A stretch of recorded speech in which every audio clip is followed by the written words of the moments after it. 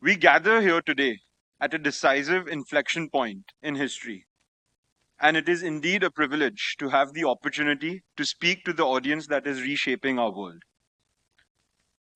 If you really look at it throughout history, electricity powered industry, oil reshaped geopolitics, and internet transformed commerce. And today, AI is going to redefine sovereignty. The central question before our country, India, is not whether we will adopt AI. The questions are, will India import intelligence or architect it? Will we consume productivity or create it?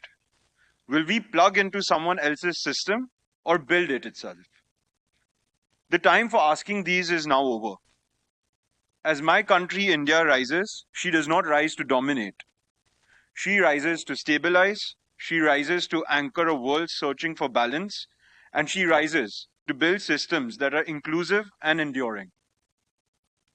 And when India builds technology, she does not build for exclusion or control. She builds for inclusion.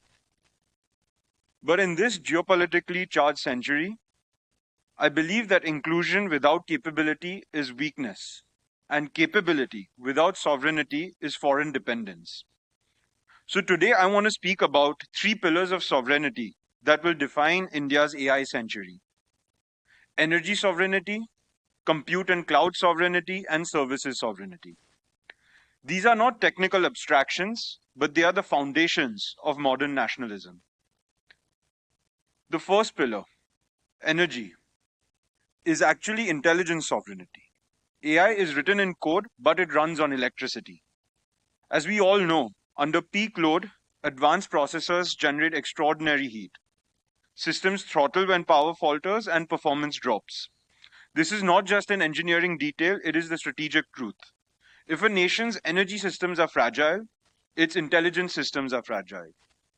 In today's AI era, power grids and data grids have become inseparable. This means that India's renewable expansion across solar, wind, and storage is no longer just climate policy, it is strategic infrastructure policy. And energy security is going to be equivalent to intelligence security. In this era, sustainable energy has become our competitive advantage. So, what is going to be different in India because of all of this? We see that renewable clusters will co locate with AI data centers. Industrial corridors will integrate energy and compute planning. Storage and grid stability will become national priorities. The second pillar, compute and cloud sovereignty. If energy is the fuel, compute is the factory. In earlier centuries, nations built steel plants and shipyards. In the digital age, nations invested in semiconductor ecosystems. And in today's AI age, sovereign compute capacity has become strategic infrastructure. It matters now where compute resides, under whose jurisdiction it operates, and who controls this access. Cloud sovereignty does not mean isolation, it means autonomy. It means India must host critical AI workloads domestically. It means we build data center ecosystems at scale. It means domestic access to high performance compute for our startups, academia, defense, healthcare, and manufacturing.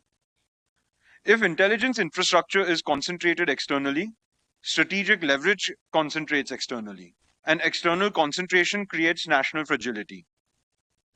In earlier centuries, nations have built navies to secure those important trade routes.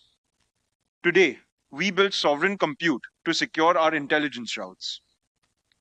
And lastly, the third pillar, services sovereignty. We all know that India's IT revolution made us a global digital services powerhouse. But much of the productivity dividend accrued not in our nation but elsewhere. The AI revolution gives India a once in a century opportunity to change that equation. Our AI must first amplify our Indian productivity. It must enhance our agriculture resilience. It must personalize our education at a massive scale. It must optimize our networks of logistics and ports. It must improve our energy and distribution efficiency. It must modernize our manufacturing competitiveness. It must expand our healthcare and diagnostics across rural India. It must deepen our financial inclusion across tier 2 and 3 towns and villages. AI must become a force multiplier for Indian citizens before it becomes a margin multiplier for others. This is not protectionism, this is preparedness. This is not isolation, this is strategic maturity. Earlier this week, the chairman of the Adani Group made one of the most transformative announcements in India's technology history. Our group will invest $100 billion to build a sovereign, green energy powered AI infrastructure platform for the nation. This is not just data center expansion. This is the trigger for a 5 gigawatt, $250 billion integrated energy and compute ecosystem engineered to anchor India's intelligence revolution. It signals a decisive shift from importing intelligence to architecting it, from consuming AI to creating it. By integrating renewable energy, grid resilience, and hyperscale compute into a unified architecture, this commitment ensures that India's AI future is not only powered, but secured, sovereign, and built at a national scale. I stand here today as a citizen of the new India. I belong to a generation that did not have to fight for freedom. We received it as a gift secured by sacrifice. But history does not reward inheritance, it rewards guardianship. So today, our responsibility is to strengthen it, to secure it, to defend it. This is modern nationalism at its highest form. We must focus on capability over rhetoric, resilience over vulnerability, execution over entitlement. The question is no longer whether India will participate in the AI century. The question is whether the AI century will carry India's imprint in its infrastructure, with her intelligence, with her standards, and most importantly, her values. I believe deeply and without hesitation that she will. Because when India rises, she does not rise to dominate. She rises to stabilize, she rises to build, and she rises to include.